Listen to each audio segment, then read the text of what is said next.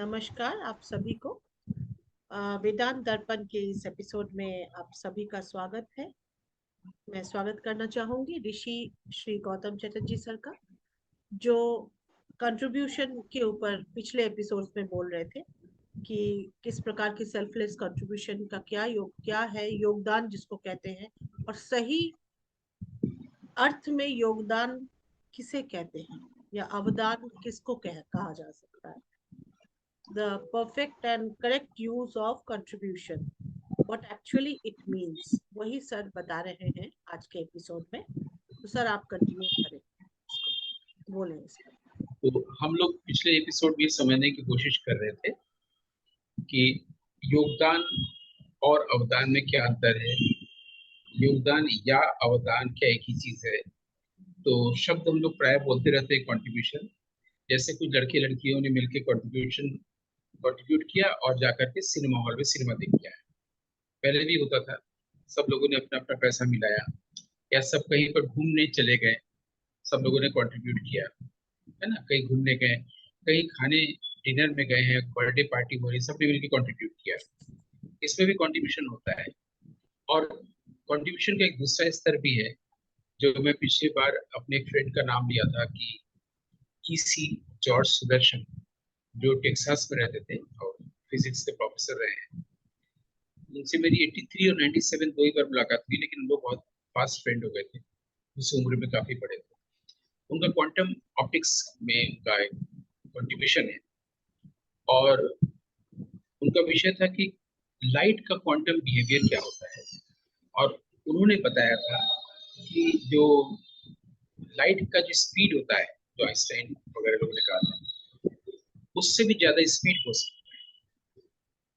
जाहिर सी बात है कि साइंस में, फिजिक्स, केमिस्ट्री, मैथमेटिक्स वगैरह में होता क्या है, जो साइंटिस्ट ने जो चीज कहा है उसमें आप कुछ ऐड करते हैं, उसके आगे की बात को कंट्रीब्यूशन है ना।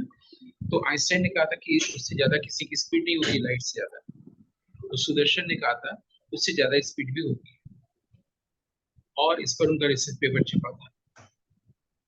नोबेल प्राइज के लिए नाम गया था 2005 में। इसके लिए भारत को उनको पद्म भूषण, पद्म विभूषण मिला था, जबकि सही अर्थ में दिया। तो उनका नाम दिया गया था, लेकिन दूसरे आदमी आ गए, जैसा कि हमारे यहाँ होता है। जब हम लोग को डिस्कवरी करते हैं तो उसका एक आनंद होता है, जब उसका एक हम लोग कम्युनिकेट करते हैं, एक्सप्रेशन करते हैं, तो वहां से पेन शुरू होता है। दूसरा आदमी आ गया, बोला कि ये तो मेरा है, ये आपका नहीं, हमारा है, मेरा और आपका, तमाम तरह से। ये तो हम पहले ही कर चुके हैं, वो वाला ज्यादा रियल है, ये पेनफुल शुरू हो जाता है। और उनका दोनों लोगों का नाम गया नॉमिनेशन में, फिर दूसरे वाले व्यक्ति को मिला, इनको नहीं मिला, और उनका नाम 9 बार गया। बहरहाल ये तो अलग बात है, प्राइज और अवार्ड। लेकिन उनका ये कॉन्ट्रीब्यूशन, उन्होंने कंट्रीब्यूट किया। तो हम लोग कंट्रीब्यूशन शब्द को समझ रहे हैं। मुझे लगता है कि सिर्फ ऐड करना ही नहीं है, बल्कि हम लोग के सामने अगर ह्यूमैनिटी है, उसमें हम लोग को कोई चीज अंधकार लग रहा है, उसको हटाने की कोशिश करना, वो कंट्रीब्यूशन होता है। जैसे मान लीजिए कि वही पुल बन रहा था लंका तक जाने का, तो गिलहरी का कंट्रीब्यूशन को हम लोग कहते हैं। वो भी कुछ इसमें कर रहे थे, हेल्प कर रहे थे। हेल्प किस में कर रहे थे? ह्यूमैनिटी के लिए कर रहे थे ना, कि वो पुल बन जाएगा तो सब लोग पुल बनाने में लगे हुए, तो मैं भी कुछ करूं, ऐसा गिलहरी ने सोचा। उसी तरीके से पूरी सृष्टि में इसको मेंटेन करने के लिए प्रकृति कुछ कर रही है। हम कैसे जानेंगे कि मेरी भूमिका क्या है कंट्रीब्यूट करना? मैंने मैथमेटिक्स पढ़ा, मैं मैथमेटिक्स का प्रोफेसर हो गया क्योंकि मैं इंटेलिजेंट हूँ, और मैं सारे प्रोपोजिशंस जल्दी सॉल्व कर सकता हूँ, और मैं बहुत अच्छा पढ़ा सकता हूँ। लेकिन मैथमेटिक्स पढ़ा रहा हूँ, उसके बदले में सैलरी दे रही है, कि कंट्रीब्यूशन नहीं, हाँ बिल्कुल। है ना। मैं किसी बिल्कुल सर। विषय के स्कॉलर हूँ, मैं बहुत अच्छा बोल सकता हूँ, सब कुछ चुप करा सकता हूँ, मेरे पास तर्क शक्ति बहुत अच्छी है, ये कंट्रीब्यूशन नहीं हुआ। लेकिन मैथमेटिक्स में मेरी निगाह, मेरी रुचि है, मेरी निगाह गई कि भरत मुनि के नाट्यशास्त्र के समय को लोग नहीं जान पा रहे हैं। समय मैथमेटिक्स का एक एलिमेंट हो जा रहा है, तो उसमें कैसे जाना जाए। अगर हम ये बता सकेंगे, तो लोग ये जान सकेंगे कि भरत मुनि का पीरियड ये है। जी। तब एक एब्स्ट्रैक्शन नहीं होगा कि ईसा पूर्व तीसरी शताब्दी से दूसरी शताब्दी ईस्वी के बीच में कभी हुए, 500 का गैप, उसको बिल्कुल फोकस होके पता चल पाया कि उनका पीरियड ये है, और ये नाट्यशास्त्र से ही पता चला, उसमें मैथमेटिक्स का रोल आया। तो मैथमेटिक्स पढ़ के मैथमेटिक्स के प्रोफेसर नहीं हुए, सैलरी नहीं लिए, प्राइज अवार्ड नहीं लिए, बल्कि मैथमेटिक्स के जरिए हमने ये ढूंढा कि उन्होंने जो यूनिट्स ऑफ मेजरमेंट यूज किया है वो किस समय में होता था। क्योंकि जब जब चीजें नहीं आए हैं हमारे यहाँ, सेंटीमीटर मिलीमीटर आदि, या आर्यभट्ट का समय नहीं शुरू हुआ है, जब गज फुट इंच नहीं हुआ था, जब कोस वगैरह भी नहीं बोला जाता था इतने कोस की दूरी पर, तब उन्होंने जिन यूनिट्स ऑफ मेजरमेंट का नाम नाट्यशास्त्र में लिखा है, अगर वो पता चल जाए कि ये किस समय ऐसा यूज होता था, तो उसी वक्त में भरत मुनि हुए, पता चल जाएगा। तो उन्होंने जो यूनिट्स ऑफ मेजरमेंट लिखे हैं सेकंड चैप्टर में, वो है हस्त, यानी हाथ से नापना, हस्त, दंड, जौ, जू, लीक, बाल, ये सब शब्द यूज कर, है ना, उससे मीटर सेंटीमीटर नहीं आया। तो मैंने ढूंढना शुरू किया, ये वैदिक पीरियड तो है जहाँ पर रस्सी से मापन होता था। फिर पता चला कि रस्सी को उस वक्त में शुल्ब बोलते थे, शुल्ब सूत्रों का पता चला। और शुल्ब सूत्र को हमारे यहाँ कात्यायन शुल्ब सूत्र के रूप में किताब मौजूद है, और आदि आदि कई लोग कमेंट्रीज मौजूद है। तो ये शुल्ब सूत्र का भी पता चला। और फिर एक और नई चीज पता चली, इससे तो पता चल गया कि भरत मुनि किस पीरियड में हुए, और वो 5th सेंचुरी बीसी। लेकिन उसमें एक और चीज पता चली, वो ये, मैं ऑटोबायोग्राफिकली सारे आंसर्स इसके दे रहा हूँ ताकि मैं अपने अनुभव से बता सकूं कि अवदान क्या होता है। तो मैथमेटिक्स का प्रोफेसर ना बन के मैथमेटिक्स की सहायता से भरत मुनि का पीरियड पता चला, शुल्ब सूत्र का पता चला, और क्या पता चला, वो ये कि जो ज्योमेट्री है, ज्योमेट्री पहले है, फिर अरिथमेटिक और अलजेब्रा, ट्रिग्नोमेट्री, कैलकुलस बाद में। ज्योमेट्री पहले, जो वर्ल्ड को ये बताया गया है अब तक मानव सभ्यताओं में कि ग्रीस ने पूरे वर्ल्ड को ज्योमेट्री दिया है, और इंडिया ने पूरे वर्ल्ड को ग्रामर दिया है। पाणिनि का व्याकरण पृथ्वी का पहला व्याकरण है, और जो पाइथागोरस यूक्लिडियन ज्योमेट्री है वो विश्व की पहली ज्योमेट्री है। लेकिन भरत मुनि के समय को कोसते हुए, उनके बताए हुए मैथमेटिक्स से जब हम पीछे जाने लगे और शुल्ब शुल्ब सूत्रों में पहुंचे, तो पता चला कि जिस तरीके से ज्योमेट्री की रूपरेखा बनी है, ज्योमेट्री डिस्कवर हुआ है ग्रीस में, हमारे यहाँ की ज्योमेट्री उस ढंग से डिस्कवर ही नहीं हुई। मैं बहुत सरल भाषा में बता रहा हूँ। जिन लोग की, एक तो वो लोग होते हैं जो मैथमेटिक्स नहीं पढ़े होते हैं, एक वो लोग होते हैं जो मैथमेटिक्स समझ सकते हैं लेकिन उनके भीतर एक एवर्शन होता है, डर होता है कि भाई मैथमेटिक्स की बात मत करो, भाई संस्कृत की बात मत करो। उनके लिए भी सरल करके बता रहे हैं।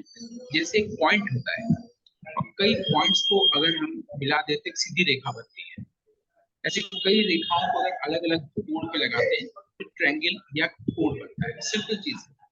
और एक लाइन पैरेलल लाइन होती है, ये भी हम लोग जानते हैं, सिंपल ज्योमेट्री।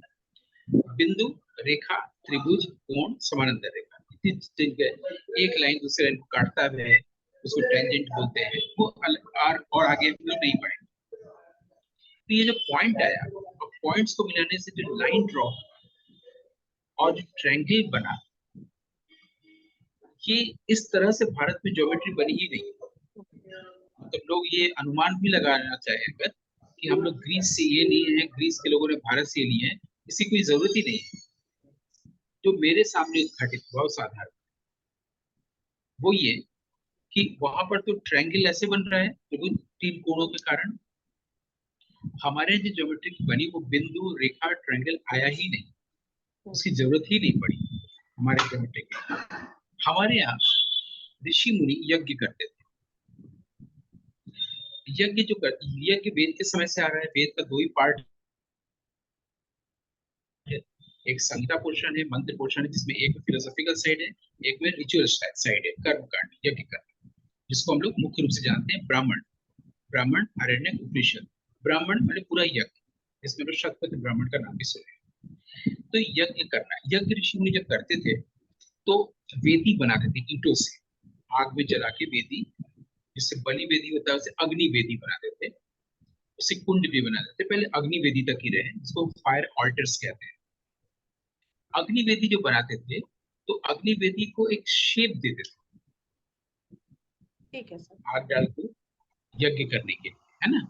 कोई भी शेप नहीं देते थे। लोगों को, जो नहीं जानते होंगे, वो लोगों को लग रहा है कि कोई योगी सन्यासी यज्ञ कर रहा है, ईटा है, आग जल रहा है। लेकिन अगर आप गौर से देखने जाए तो उसका एक पर्टिकुलर शेप है, और वो पर्टिकुलर शेप से अलग भी दूसरे लोग दूसरे शेप में यज्ञ कर रहे हैं। तो ये शेप्स कहाँ से आया? कहीं पर लिखा है कि गोल वृत्ताकार शेप बनाए हुए ईंटों से, कहीं पर ट्रायंगुलर बनाया है, कहीं पर स्क्वायर बनाया है, कहीं पर रेक्टेंगुलर बनाया है। ये कहाँ से आया? क्या क्या हम लोगों ने ग्रीस की ओर देखा कि वहां पर जो है ट्रायंगल और ये है, तो उनको ज्योमेट्री सीखने की कोई जरूरत नहीं, तुमको तो यज्ञ करना है। तो और गहराई में जाने से पता चला कि जो हमारे यहाँ चित्त है, पहले हमारे यहाँ सिर्फ एक ही शब्द था, चित्त। काश्मीर शैव दर्शन से दो शब्द आ गए, चित्त और चिति। जब चित्त आया शब्द, चित्त के कई स्टेट्स हैं। जैसे चित्त की वृत्तियां होती हैं, जो हम लोग पतंजलि के पढ़ते हैं, जो पतंजलि का नहीं है, पतंजलि ने कमेंट्री की है। आज वो भीड़ कहता है कि पतंजलि का योग सूत्र किसी और का है, पतंजलि ने सिर्फ उसको एक जगह लिखा है। तो जो चित्त वृत्ति हम लोग चित्त शब्द बोलते हैं, चित्त भी कई प्रकार का होता है यूट्यूब का, उसमें नाम है। किसी का नाम है शमशान चित्त, कहीं पर किसी का नाम है द्रोण चित्त, जो द्रोणाचार्य शब्द बाद में बना है। कहीं पर नाम है प्राग चित्त। ऐसे चित्त की अवस्थाओं के नाम है। तो शमशान चित्त के अनुसार उसका शेप वो लोग अग्निवेदी में दे रहे हैं, प्राग चित्त के अनुसार दे रहे हैं।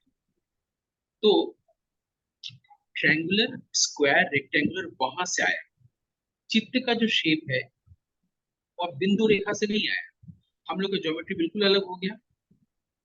वहां से हम लोग का ज्योमेट्री डेवलप हुआ। हम लोग को पाइथागोरियन और यूक्लिडियन पढ़ने की जरूरत नहीं है, जो पढ़ाया नहीं गया।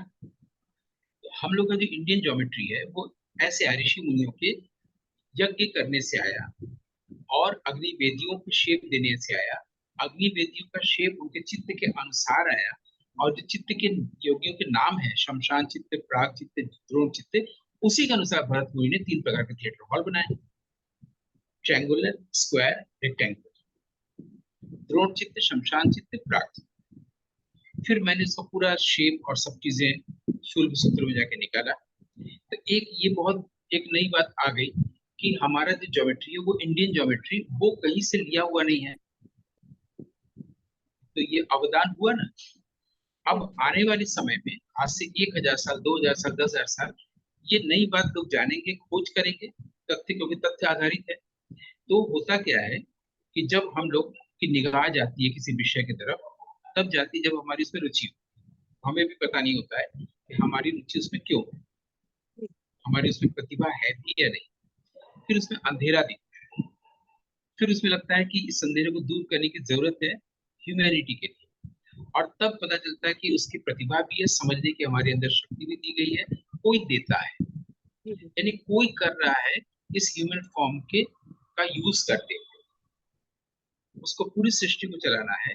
उसमें सब व्यक्ति का कोई एनर्जी, कॉस्मिक एनर्जी, कोई कॉस्मिक इंटेलिजेंस यूज कर रहा है, जिसको वो व्यक्ति या समाज कंट्रीब्यूशन मान रहा है या क्या है।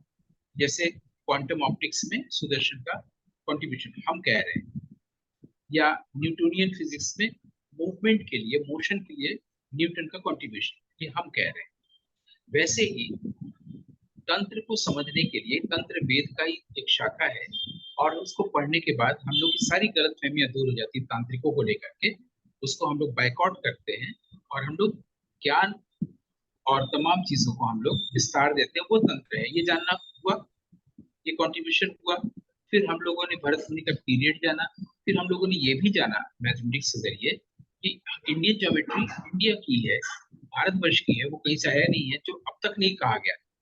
तो अवदान को समझने के लिए हम लोग ये देख रहे हैं कि पहली बात, वही व्यक्ति अवदान कर सकता है जिसके पास कोई सेल्फिश मोटिव ना हो कि हम ऐसा करेंगे तो मेरा नाम होगा, मुझे पैसा मिलेगा। मैं फिजिक्स पढ़ूंगा तो मैं फिजिक्स का प्रोफेसर हूँ। तो प्रोफेसर होना और आर्टिस्ट होना, ये सारे चीजों से ऊपर की चीज है सेल्फलेसनेस, जिसमें कोई कंट्रीब्यूट कर सकता है। यानी कंट्रीब्यूट करने के लिए सेल्फलेस होना एक शर्त है। दूसरा, ये इस बात की तरफ ध्यान देना, खोजी वृत्ति का होना जरूरी है। और हम क्या ह्यूमैनिटी के लिए कर रहे हैं ये इम्पोर्टेंट है। और ये तब हो पाता है जब हम माइंड के सजेशन को नहीं मानते हैं। माइंड के सजेशन को जब नहीं मानते हैं तो ब्रेन का पूरा यूज हो पाता है। ब्रेन का जो हम लोग लिमिटेड यूज कर रहे हैं अभी, जैसा कि साइंटिस्ट लोगों ने भी कहा है, ब्रेन साइंटिस्ट ने, कि हम लोग अब तक ब्रेन का थोड़ा सा यूज कर पाए। ब्रेन का पूरा यूज कैसे करें? ब्रेन का पूरा यूज कौन नहीं करने दे रहा है? ब्रेन, जिसको कि हमारे यहाँ गीता में कृष्ण ने अर्जुन को विराट रूप दिखाया था, आखिर वो विराट रूप कृष्ण के पास ही क्यों है, अर्जुन के पास क्यों नहीं? हम इंडिविजुअल सोल्स के पास क्यों नहीं है? वेदांत हमें कहता तो है कि हम विराट है ना, तो हमको क्यों नहीं दिखता? यानी कोई उस विराट स्वरूप को छोटा करके रखा है, ब्रेन के पूरे इस्तेमाल को नहीं करने दे रहा है। वो क्या है? वो माइंड है, वो ईगो है, वो अहंकार है, वो इंटेलेक्ट है। इसने विराट मैं को, आई को छोटे मैं में बदल दिया है। और छोटे मैं से हम लोग काम कर रहे हैं सेल्फिश होके। जैसे जो ब्रेन दिया हुआ है हमें, उसका पूरा इस्तेमाल नहीं कर। तो छोटे में से बड़े में की यात्रा के लिए ध्यान धारणा की अभी वो जरूरत भी नहीं रही। अब इस तरह के अवदान में उसमें हम लोग ने ये जाना कि अगर ब्रेन के लिमिटेशन की बात को ब्रेन को ही बता दिया जाए तो ब्रेन चौंक जाता है, वो स्टैगरिंग पोजीशन में आ जाता है, उसको शॉक लगता है। उसको लगता है कि हम तो 30,000 साल से यही करते आ रहे हैं, सेल्फिश ढंग से ही काम करना, और अचानक से हमारे लिमिटेशन को बताया जा रहा है तुम्हारी इतनी लिमिटेशन है, तुम सिर्फ सेल्फिश मोटिव भी सोच सकते हो, है ना। और उसका कारण है माइंड, जो कि एग्जिस्ट नहीं करता। माइंड की बात मान के कार्य करने से ब्रेन का छोटा सा ही हिस्सा इस्तेमाल हो रहा है। और पूरा वेदांत माइंड को लेकर कह रहा है कि माइंड पर हम कैसे काम करें। स्वामी विवेकानंद हो, चाहे जितने भी हमारे यहाँ आश्रम के स्वामी जी लोग हैं या महाराज जी लोग हैं, वो bright mind, gorgeous mind, universalized mind की बात कर। लेकिन हम लोग उसके आगे कुछ और नई बात प्रपोज कर रहे हैं। Mind he evolution, peaceful mind, quite mind, rest in peace आदि आदि बातों को मतलब ही नहीं है। माइंड अपने आप में एक प्रॉब्लम है। नो माइंड की स्थिति भी आ सकती है। नो माइंड की स्थिति में जब हम आते हैं तभी ब्रेन का पूरा फंक्शनिंग,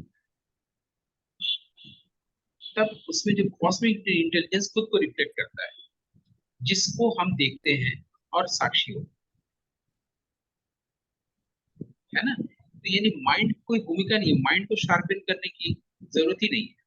ब्रेन, शायद लोग समझते हैं 2024 में ब्रेन क्या चीज है, ब्रेन की फंक्शनिंग क्या है, ब्रेन में हम के बारे में हम लोग क्या क्या ढूंढ चुके हैं। तो ये ब्रेन, ऐसा ब्रेन ही ढूंढ सकता है, ह्यूमैनिटी में अपना अवदान कर सकता है, जिसका अपना कोई सेल्फिश मोटिव ना, जिसको बदले में उसे कुछ नहीं चाहिए। और उसे कुछ नहीं चाहिए का मतलब ये हुआ कि वो, उसके पास चीजें भेजी जा रही हैं अपने आप। ये लो नाट्यशास्त्र, ये है मैथमेटिक्स, ये है शुल्ब सूत्र, ये इंडियन ज्योमेट्री अपने आप आ रही है, खाली उसके माध्यम से घटित होता चला जाएगा। ऐसा कैसे हुआ? ऐसा ऐसे हुआ कि एक फिशरमैन की बेटी, उसका काम है कि मछली पकड़ना, मछली को इकट्ठा करना, बेचना। और वो चाहती है कि ये काम मुझे ना करना पड़े। फिशरमैन की बेटी, राजा उधर से गुजर रहा है, अचानक उसकी नजर पहुंच गई उस फिशरमैन की बेटी पर। वो बोला कि तुम अपनी बेटी को मुझे दे दो, मैं शादी कर। अब उस फिशरमैन की बेटी की शादी राजा के साथ हो, तो क्या अब भी वो मछली वाला काम करने जाएगी? अब उसको जरूरत नहीं रही ना। अनफुलफिल्ड डिजायर की दुनिया में रहती थी, अब उसके सारे डिजायर्स फुलफिल्ड है, तो वो रानी है। जब हम ब्रह्म के साथ सिंहासन पे बैठ गए हैं, अब हमें बाकी चीज से क्या चिंता करना कि मुझे ये अवार्ड मिले, मुझे ये मान मिले, मुझे ये प्रोफेसरशिप मिले, मेरी तरक्की हो, मेरा इंक्रीमेंट लगे। तो मैं राजा की साथ रानी हूँ ना, जिसको कि चैतन्य महाप्रभु कहते थे कि मेरे पति कृष्ण हैं, मैं उनकी पत्नी हूँ। जब पति ही मुझे मिल गया है, अब मैं मछली बेचने क्यों जाऊँ मछली बाजार? तो जब मैं उस स्टेटस में आ गई हूँ, या आ गया हूँ, जो ब्रह्म के स्टेटस है, तो पूरी तरह से ब्रेन का यूज कर रहा है ना, पूरी तरह से ह्यूमन फॉर्म बिल्कुल। का यूज हो रहा है, और वो कंट्रीब्यूशन। वहां पर सेल्फिश होने की बात ही नहीं रही, क्योंकि माइंड पहले छूट गया है, बिल्कुल। वो फिशरमैन छूट गया है। जो माइंड तबाह कर रहा था हमें, मुझे एक बड़े आई को छोटे आई में छोटा कर दिया था, कॉन्ट्रैक्ट कर दिया था, अब ब्रेन का थोड़ा सा ही हिस्सा होता था। अब हम ये देखने के बाद ब्रेन को बता दिए कि देखो तुम्हारा प्रॉब्लम यहाँ पर है, तो माइंड की बात मत मानो, माइंड का सेशन मत करो, और माइंड की परवाह नहीं करते हुए जीना, निर्भय होकर जीना है। जी। जब माइंड के आगोश में हम रहते हैं तो हमारे पास भय होता है, डुअलिटी होता है, कन्फ्लिक्ट होता है। अब वो सब रहा नहीं, ब्रेन के पास कॉन्फ्लिक्ट नहीं रहा, तो लगातार आविष्कार आविष्कार आविष्कार, अवदान अवदान अवदान। जी। और ये सारांश है वेदांत। वेदांत ये कह रहा है कि जो वेद से ज्ञान मिला है उसका अंत करें। ये समझ में नहीं आता लोगों को कि ये क्या मतलब, क्योंकि जो कुछ भी, जैसे मान लीजिए मैं आपसे कुछ सीख रहा हूँ, मैथमेटिक्स, फिजिक्स, वेदांत, कुछ भी, वो कहाँ जा रहा है, सब सोख ले रहा है माइंड। माइंड का वो अवयव हो जा रहा है, माइंड जो है स्ट्रेंथन हो जा रहा है, माइंड का ईगो बढ़ जा रहा है कि मैं वेदांत भी जान गया हूँ, मैं मैथमेटिक्स भी जान गया हूँ, और सारा प्रॉब्लम शुरू हो जा रहा है। वो बात माइंड में ट्रांसलेट ना हो, इस माइंड का अंत करें, वेदांत करें, वेद का अंत करें, जो हम जान चुके हैं उसका अंत करें, शून्य करें। जैसे शून्य करेंगे, जो वेद, वैदिक ऋषियों के पास उसकी छटा आकर रिफ्लेक्ट हुई थी, हमारे ब्रेन में रिफ्लेक्ट करेगी डायरेक्ट। तो वेद के समय से अब तक जो कुछ हो गया है, हम दोहराते आ रहे हैं, वैदिक ऋषियों ने ऐसा कहा है, बुद्ध ने ऐसा कहा है, कबीर ने ऐसा कहा है, रामकृष्ण ने ऐसा कहा है, चैतन्य महाप्रभु का है, वो तो माइंड कह रहा है ना। डायरेक्ट लाइट के कांटेक्ट में से तो हम बार बार बच जा रहे हैं ना। तो डायरेक्ट लाइट रिफ्लेक्ट करे ब्रेन में, उसके लिए वेदांत बहुत जरूरी है। मैंने वेद का अंत जरूरी है, बल्कि वेदांत का भी जो ज्ञान आ गया उसका अंत भी बहुत जरूरी है। शून्य, एकदम खाली आकाश, क्लीन स्लेट, इसमें लाइट रिफ्लेक्ट, और लाइट ही जो रिफ्लेक्ट करता है वही अवतार। कहाँ तक क्लियर कर पाया मुझे, जो क्लैरिटी है, मुझे लगता है कि इसीलिए एक शब्द हम यूज करते हैं, प्रिसिशन। प्रेसिशन, तो हाँ। Precision in thought, precision in mind, precision in idea, precision in communication, in language, कहाँ तक हो पाया आप बताइए संगीता जी। सर, ये बहुत ही क्लैरिटी के साथ में आपने बता दिया। Unselfishness, selfishness and unselfishness mainly यहाँ पे आना पड़ेगा कि क्लैरिटी के साथ में लास्ट में आपने ये बता दिया, ये समझा दिया। तो इस एपिसोड का समय पूरा हो गया है, अभी समय है? थोड़ा बहुत शायद होगा अभी समय, अभी तो होगा। क्योंकि मैं ऑटोबायोग्राफी के लिए बोल रहा हूँ कि ऐसा ऑटोबायो मेरे साथ आता है। अच्छा। ऑटोबायोग्राफी का मतलब हुआ कि मेरे जीवन में ऐसा ऐसा घटा, हाँ हाँ, मेरी अच्छा। निगाह गई तंत्र की तरफ, तो वहां पर एक बिल्कुल। नई चीज आई, अवदान हुआ। जी जी जी, मेरी अपने निगाह गई अपने भरत जीवन हुई। के, हाँ, आपके हाँ, जीवन के, जी। ऑटोबायोग्राफिकल लैंग्वेज में बात करना हो रहा है, जी जी क्योंकि जी। तभी हम स्पष्ट कर सकते हैं कैसे बिल्कुल मैथमेटिक्स की तरफ ध्यान गया, कैसे इंडियन हाँ, ज्योमेट्री की तरफ ध्यान गया, बिल्कुल ऐसी बिल्कुल। ड्रामा म्यूजिक की तरफ भी ध्यान गया। कि हमारे यहाँ ये था कि वस्तु प्रबंध रूपक से ध्रुपद बना है, बाद में हमने देखा कि नहीं, ऐसा नहीं है। ध्रुपद जो हमारे यहाँ खेलापद से बना है, खेलापद का उसको उल्लेख नाट्यशास्त्र को कोट करते हुए कालिदास ने किया है, विक्रम उर्वशीय। जी। तो एक नई बात आई ना, तो ये एक अवदान हुआ। लोग अवदान। अब उसके आगे सोचेंगे। अब तक यही पढ़ाया जाता था म्यूजिकोलॉजी में कि वस्तु प्रबंध रूपक और फिर ध्रुवपद है, जो हाँ। नहीं है ना। ऐसे ही हाँ, और ख्याल भी जो है खेलापद से आया है, ख्याल कोई बाहर से नहीं आया, पर्शियन से या अरब कंट्रीज से नहीं आया, जो हम लोग को बताया गया है। ऐसी ताल के बारे में देखा गया कि हमारे यहाँ कहते हैं कि ताल सिस्टम जो हमारे 1000 साल पुराना है, ऐसा बिल्कुल नहीं है। उसमें हम नाट्यशास्त्र जब पढ़ने गए, देखा जिन तालों की आज हम बात करते हैं वो सारी चीजें वहां भी है, सिर्फ हम उन शब्दावलियों से परिचित हैं। आज जो हम लोग एक गुण, दोगुन, तिगुन, चौगुन बोलते हैं, वहां पर कुछ और कहा गया है। एक आवर्तन में दुगुन चौगुन जो हम लोग कहते हैं, उसको कुछ और कहा गया है। जब इस बात को क्लियर हुआ, लोगों को हमने बताया, तो लोग उसको आश्चर्यचकित होकर सुने। दिस इज अवदान। तो ऐसे ही इसलिए कंटिन्यू करते रहा जा सकता है, ड्रामा में इसी ढंग से अवदान की बात हुई मेरे जीवन में व्यक्तिगत रूप से, फिल्मों की दुनिया में हुई, संगीत और शास्त्रीय संगीत की दुनिया में हुई, और मैथमेटिक्स की दुनिया में हुई, फिजिक्स की दुनिया में हुई। फिजिक्स की दुनिया में काफी कुछ हुआ। ये जो अंधेरा धीरे धीरे दूर होता है, और हम इसलिए नहीं करते कि हमको इसके लिए अवार्ड मिलेगा या लोग हमको जानेंगे या मेरा नाम होगा। मुझे लगता है कि वही कंट्रीब्यूशन, हम लोग जो दो अंकों से बात करते हैं, कंट्रीब्यूशन शब्द को समझने की कोशिश करें। कंट्रीब्यूशन तब तक, कंट्रीब्यूशन एक सुविधा उस वक्त तो है जब कई लड़के लड़कियां दोस्त लोग मिलके किसी बर्थडे पार्टी को सेलिब्रेट करने जा रहे हैं, कहीं घूमने जा रहे हैं, सिनेमा देखने जा रहे हैं, सब लोग कंट्रीब्यूट कर देते हैं। एक सुविधा तो है, लेकिन जिस बड़े अर्थ में, बृहद अर्थ में कंट्रीब्यूशन शब्द का मतलब है, वो इस तरह से ही है जब हम ब्रेन को बड़ा कर पाए, जब वो छोटे आकार में काम नहीं कर रहा होगा, जब वो छोटे मैं के साथ नहीं काम कर रहा होगा, और छोटे मैं से बड़े मैं तक जाने की यात्रा ही वेदांत की समझ है। तो मुझे लगता है कि उसके लिए ध्यान, तपस्या, धारणा, प्राणायाम की कोई जरूरत बिल्कुल सर। नहीं, बस देखने की जरूरत है। हमको देखना आना चाहिए। जैसे कई लोग हमसे पूछते हैं कि आप क्या करते हैं, तो मैं बोलता हूँ मैं देखता हूँ। क्या देखते हैं? शून्य को देखते हैं। मैं देखता हूँ, सुनता हूँ, ये मेरा काम, मेरा वोकेशनल प्रोफेशन, जब जो कह लीजिए, मुझे मैं देखता हूँ, देखना सीखता हूँ, सुनता हूँ, सुनना सीखता हूँ। इसके अलावा और कुछ नहीं। इंद्रियों को ऐसी रसद देता हूँ जो हमारे भीतर माइंड को अस्थिर न करे, जी। वो स्टिलनेस की तरफ ले जाए, ट्रैंक्विलिटी की तरफ ले जाए। ऐसी चीजें इंद्रियों को देता हूँ। यही है।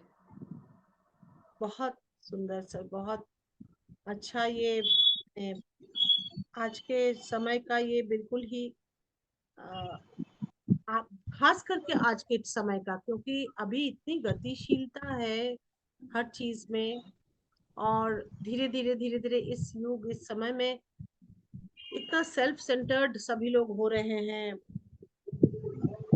जेलसी, ग्रीड इतना ज्यादा है कि मन ही नहीं भरता है। जितना भी चीजें आए उससे भी ज्यादा किसी किसी को, यानी आज के समय में ऐसे आ गया है। बहुत ज्यादा ये कलयुग है। मुझे लगता है कि इसको भी ईगो सेंटर्ड या माइंड सेंटर्ड बोलना चाहिए। सेल्फ तो अपने आप में सेल्फ हाँ सफिशिएंट है, ना, pure self is conscious. Different या self in in in according to Vedanta sir, self तो अलग है।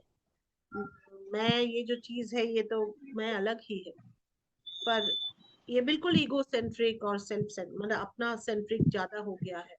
तो इस समय में इस प्रकार की कंट्रीब्यूशन का एक्चुअल माने, एक्चुअल जो मीनिंग है, वो सोच करके चलना कि, बल्कि ऐसे भी लोग होते हैं कई कि जिनको अगर किसी की तरफ देख के अगर थोड़ा सा मुस्कुराहट देने की आवश्यकता है, तो उन्हें लगता है कि हम मुस्कुराएं क्यों, फिर अगर मुस्कुरा दें किसी को देख के, या किसी वस्तु को, या किसी को हम अप्रिशिएट कर दें, तो उनका मन में हो रहा है वो देख के कि ये बहुत सुंदर है, ये बहुत अच्छी चीज है, या उनकी बहुत अच्छी कृति है, बहुत अच्छी काम है, इसको वो मन में महसूस कर रहे हैं। पर उस चीज को अप्रिशिएट या बोलना कि वाकई में बहुत अच्छा चीज है, तो उसको बोलने में भी कंजूसी हो जाती है अंदर से। तो that is also a contribution, like इसमें मन को बड़ा करना भी बहुत आवश्यक है सर। इस प्रकार से तो माइंड, मन ही है, मैंने मन की जो वो है, उस हिसाब से तो वही एक्चुअली कंट्रीब्यूशन होता है। और मुझे जितना ज्ञान है, मुझे जितना उपलब्धि हुई अब तक सर, कि whatever we give we get. तो आगे हो पीछे हो, वो मिलता है जरूर। इसलिए जो अमर हैं आज तक भी, उन्होंने ऐसे अवदान किए कि आज भी अमर ही है, वो अमर ही रहेंगे इस प्रकार से। तो बहुत अच्छा रहा सर आज का ये सेशन। सचमुच वेदांत में ही रहा आज का ये सेशन। वेदांत दर्पण में हम लोगों ने कंट्रीब्यूशन, अवदान, योगदान के बारे में जानकारी ली है। अगले एपिसोड में कुछ और ऐसे ही टॉपिक लेके हम लोग चर्चा करेंगे, सुनेंगे सर से। तब तक आज्ञा दीजिए, हम लोग इस एपिसोड में विराम देते हैं, फिर मिलते हैं अगले एपिसोड में। आनंद। प्रणाम सर, आभार। हाँ।